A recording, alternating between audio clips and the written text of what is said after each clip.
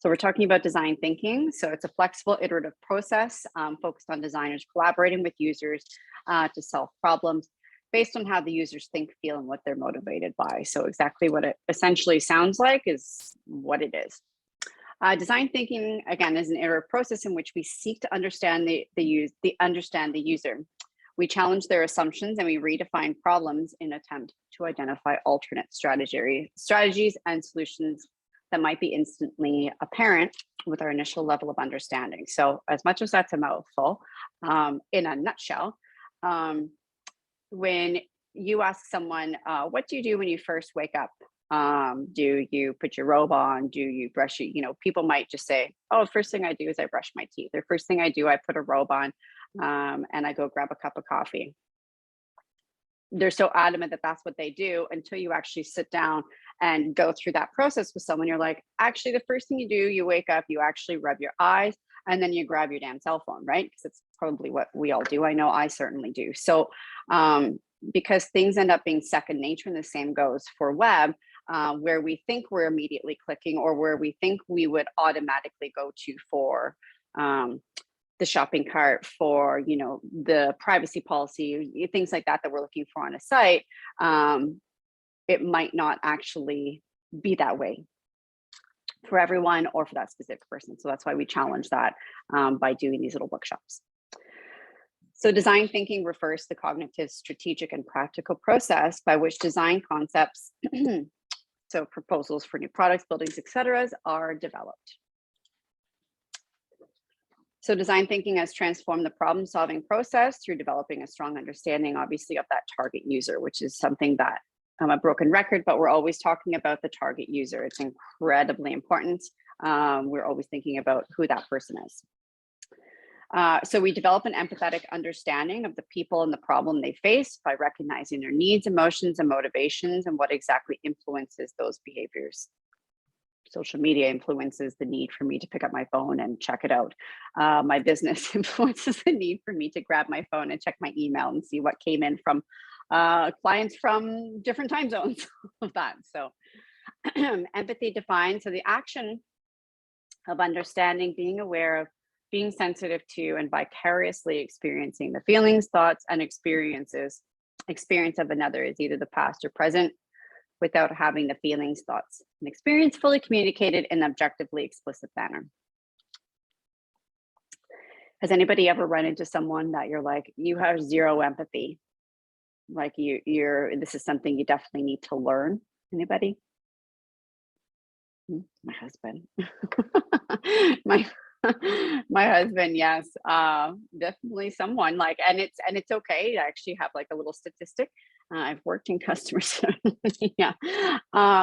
So there you go for Miko, worked in customer service. As annoying as it is, you still need to empathize with what they're saying, as long as they're being nice about it. But it is and can be a taught trait because not everybody has it, and we don't automatically go there. So we focus on the problem versus the solution, which is essentially kind of losing the word. So empathy versus someone says, I'm having a problem, with my job, I just don't know what to do. And someone's like, well, just go find a new job, or you should just be grateful you have a job. That's just grabbing the solution versus instead, let's talk to that person about why they feel that way and just empathize with them. So solution-based thinking focuses on an end game construct that will do a better job than the current solution. So we focus on the problem that uncovers limitations and obstacles long before that solution can even be entertained. We might know immediately, we may not, but it's always good to dive down to that first. So then as a designer, we're focusing on the problem that allows more experimentation, iteration, and results in a solution more aligned with that user's needs and goals. Obviously, we think outside the box. So as a creatives, we tend to do that immediately. We have an easier time with the concept than most. Design thinking is a more natural way for designers to tackle problems by using a creative tool. And so here's the process. So we empathize, we define, we ideate, prototype, and we test. So we understand the problem that you're attempting to solve through empathy for that user. We're best to be in the physical environment to deepen your understanding of the issues involved with that specific problem. We observe the users and discuss their experiences, their motivations, pain points, and their frustrations as well. And then generally conduct an open conversation and empathy interview and encourage that user to tell the stories. Really want to pay attention to what their facial expressions are doing, what their body language, do they look like they're uncomfortable? You know, if they start to avoid, you know, that discussion, maybe try to reel them back in, ask a lot of whys, just like we've previously done or previously discussed. Then we begin to define the problem. Involves making sense of all the data accrued from the empathy stage. So there very well might be a giant list of things. What common obstacles do they have? Patterns for these observations. What's that biggest problem that we need to uncover? And then, for instance, we formulate a blank, need to blank. So drivers need to have an easier way to parking. Students need to get to school on time. So that may be changing routines. What's the problem? Is it the bus route? Is it this, is that, etc. Ideate. This is where that fun begins. So we hold an ideation session. They're free from judgment, encourage people to come with creative ideas. We do our mind mapping, we do our brainstorming and role playing, etc. They're all techniques in ideation. And then we encourage creativity, blue sky thinking, kind of anything goes. So a prototype will be a scaled down version of the product. I kind of briefly showed you folks in XD what we can do with a prototype, how you can essentially still click through. You know, it's not an actual functioning site, but you can prototype things very easily and quickly so people can actually get a very good idea as how to go through a website.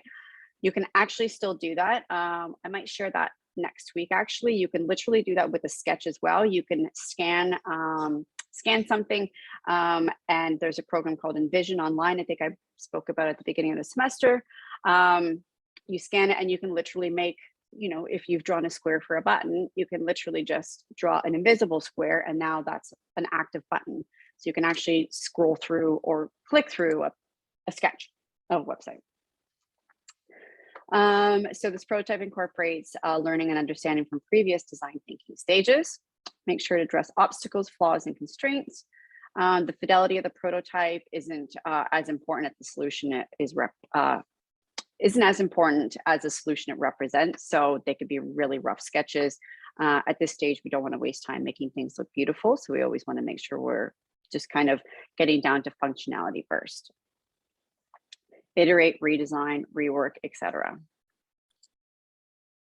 Then testing, obviously. So the fifth stage of the design thinking is we test. Do we define those goals for the user for the test? What stage of that website do we need to get them to the end of the shopping cart? We need to get them to sign up for a newsletter, etc. We allow that user to verbalize and emote while they interact with that prototype, talk about what's annoying, what's really great, etc. Obviously, we record everything. Then we use all of that to revisit the previous stages of the process. So we're going to circle back now to the beginning, essentially. And then obviously that test is not the end. We loop back and then we go over and over again. So how to be a more empathetic designer. So as a UX designer, being able to empathize is absolutely paramount.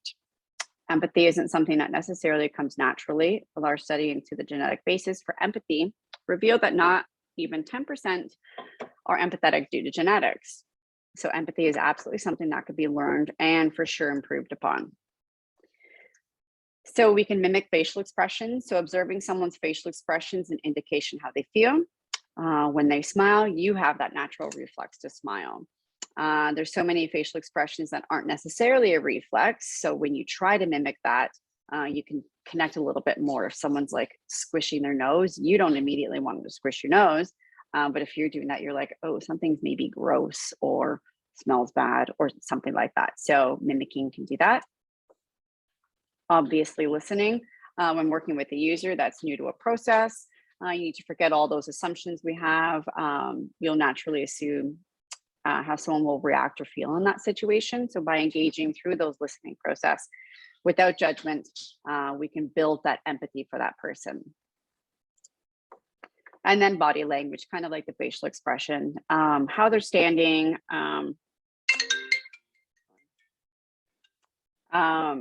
they're standing, are their arms crossed? You know, obviously if someone's got their arms crossed with a scowl, then you're like, ooh, someone's pretty pissed.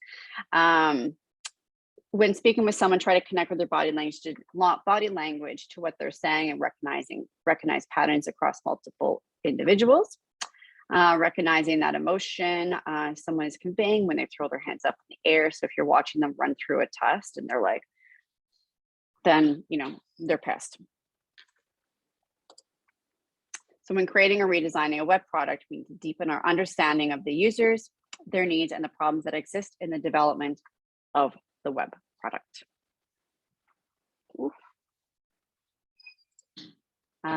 Okay, any questions? Just gonna